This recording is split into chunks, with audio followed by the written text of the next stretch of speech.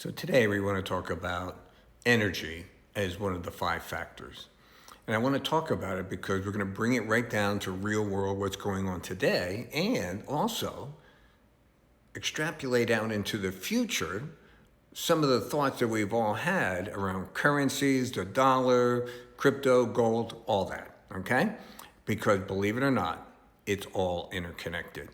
Now, I first did this, you can look back 3 years ago, I did a video and I said, listen, once the Russians cut off the European gas, that changed the world. Just like our Liberation Day changed the investment world, the energy world changed the day the Russians cut off the gas. Every head of every country in the world was, how do I control my energy?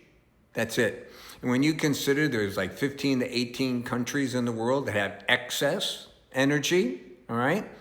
And then not only do you have to buy it from them, but in today's world, you also have to be able to get it to yourself, all right? And hopefully that your energy doesn't come from your enemy who's gonna cut you off. Or do you need to be friends with your enemy because they'll cut you off? All this stuff is applicable. Now, years ago, one of the major Chinese generals gave a very famous speech. It was called the Malacca Dilemma. And what he said is China will never become a power until they solve this riddle of the Malacca Dilemma.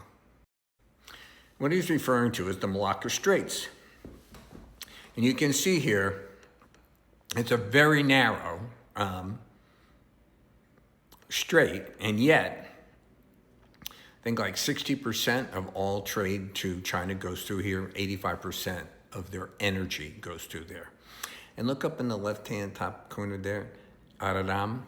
Okay, that is owned by India. And anybody who knows anything about international politics, India and China aren't exactly what we call bosom buddies, okay?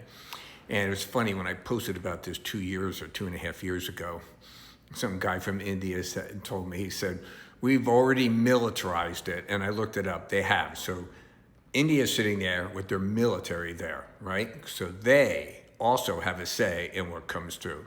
There are many politicos who believe that someday India will be charging a toll for ships to go through there because they won't allow them to go, all right?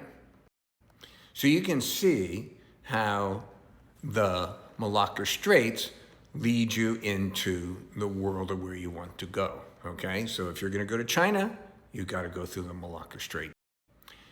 Now, right there in the middle on the water there is Gwadar, all right? This is the Pakistani city, and this is also a port. But this port is very unique. Here it is here, it's being built out now, okay? So this port, believe it or not, is controlled both administratively and militarily by the Chinese.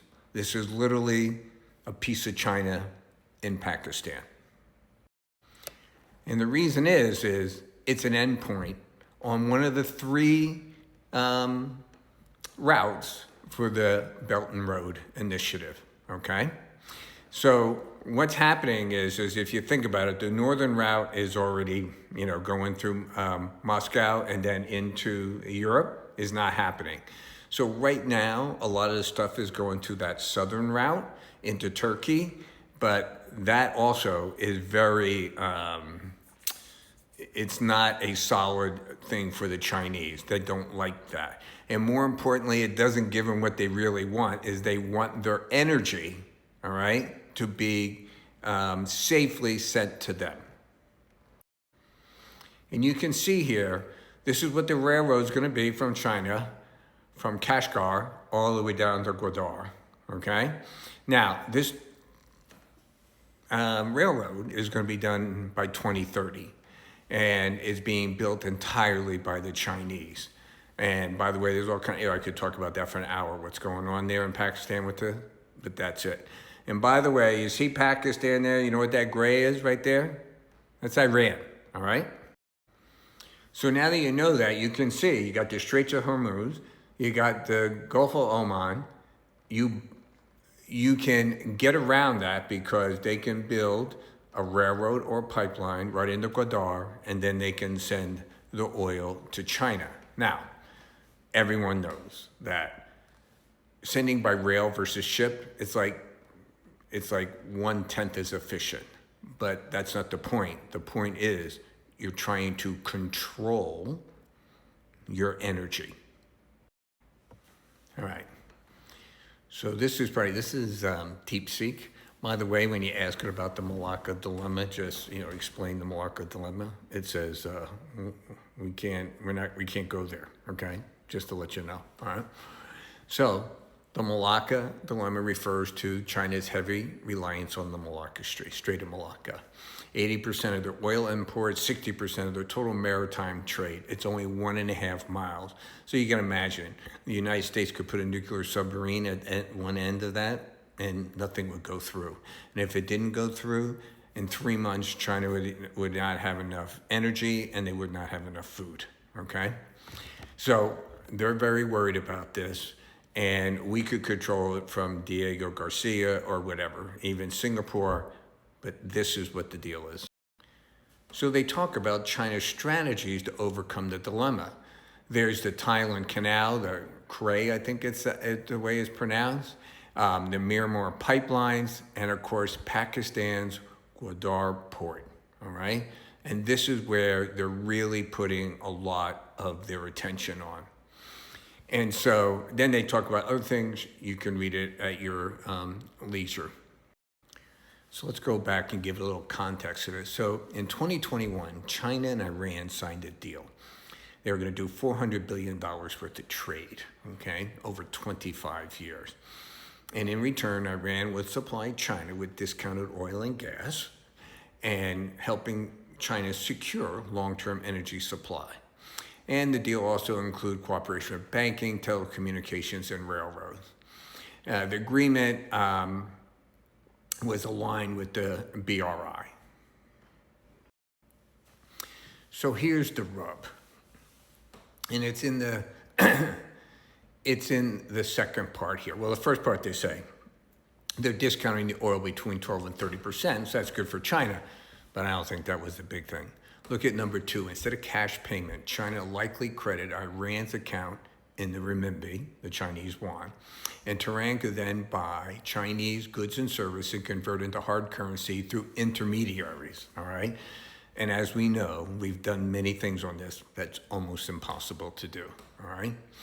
And so what happened, though, was for many reasons, Iran kind of like played both sides. They did not order, like Pakistan did, the package of planes, missiles, and defense, electronic systems, EW, electronic warfare, and they ordered from the Russians. And the Russians got involved with Ukraine, and when they got involved with Ukraine, Iran has not received anything. And so Iran, I don't know what they were thinking, but they were probably like, we don't want to end up with $400 billion, but in the original agreement, at least 40% of that $400 billion was to be in the renminbi, okay? So here's the Chinese expanding the use of their currency, but in a controlled fashion. We get the 15 to 30% discount on the oil. They pay us, we credit them renminbi in China, and then say, what do you want to buy, okay? You want to buy washers, dryers? Do you want to buy missiles, planes, EW? All right? So, but Iran did not do that, all right? So now this deal starts. Israel attacks Iran.